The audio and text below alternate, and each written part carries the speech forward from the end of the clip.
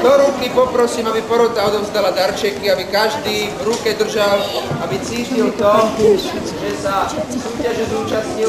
Len pani učiteľka a pán učiteľ nedávajú. To neodfotilo, nemám. No, Aďa hovorila po telefónu.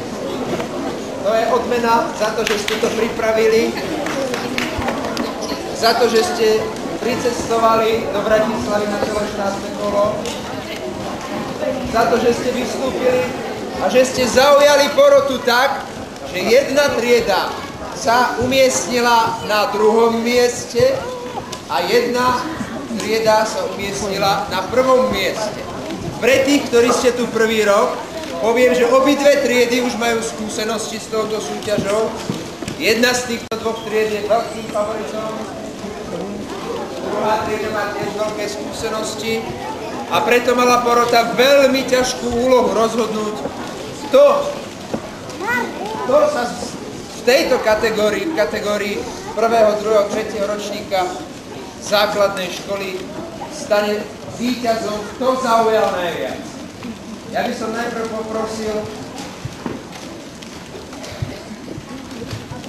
aby sme ocenili pána učiteľa.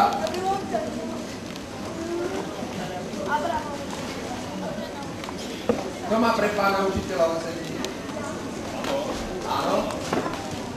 Takže pán profesor Želu Felix odmení pána učiteľa.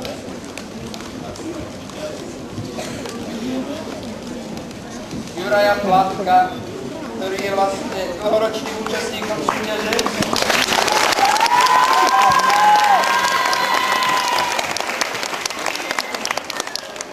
A poprosím pani profesorku Meniansku, aby ocenila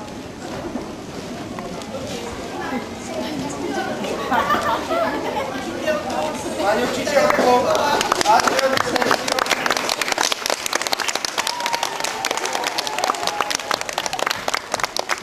A teraz poprosím učiteľov do stredu, aby si podali ruky ako súperi vo finále.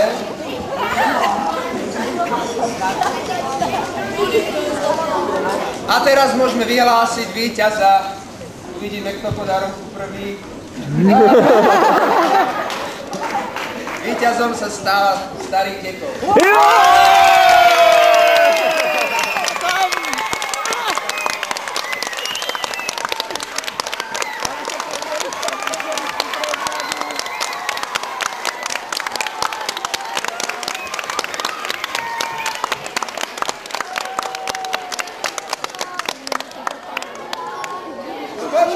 Počkať, to bol iba potlesk pre víťaza. Teraz poprosím pre druhého umiestneného.